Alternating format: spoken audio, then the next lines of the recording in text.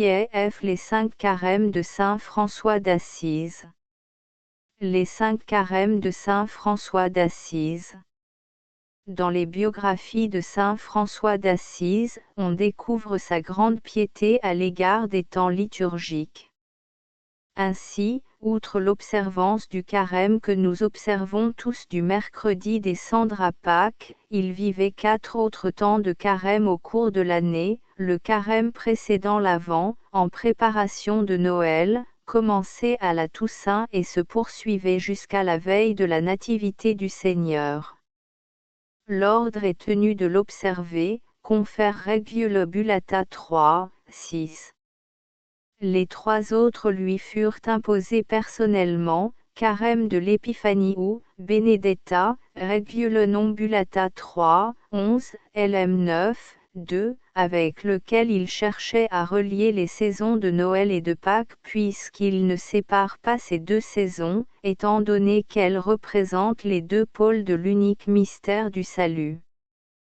Carême en l'honneur des saints Pierre et Paul, où il se concentrait sur la communion avec l'Église, en faveur du pape et de la hiérarchie ecclésiastique comme signe d'unité, et qui commençait le jour de la fête de Saint Pierre et Saint Paul, 29 juin, et se terminait le jour de l'Assomption de Marie, 15 août, envers laquelle il montrait une piété particulière pour être mère et figure de l'Église, LM 9, 3.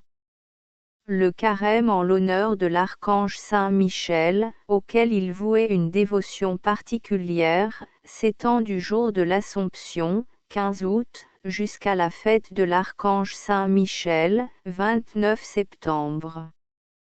Nous connaissons désormais le nombre de carèmes observés par saint François, ce qui signifie qu'il passait au moins 200 jours par an en prière et en mortification.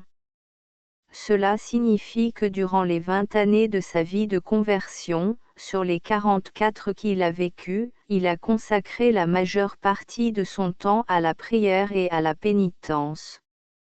Sans aucun doute, il était véritablement un homme de prière.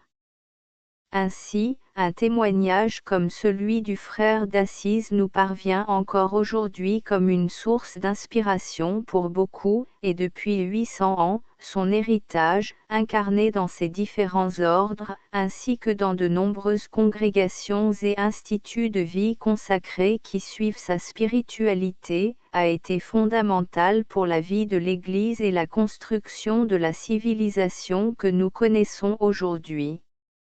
Grâce à cela, nous pouvons mieux comprendre saint François, qui nous enseigne, surtout pendant le carême, que la vie spirituelle n'est pas une question de capacité spéciale et surhumaine, mais plutôt de savoir s'arrêter, d'avoir la discipline et la générosité de se ménager un lieu et un temps pour la prière, la pénitence et pour continuer à construire notre relation avec Dieu.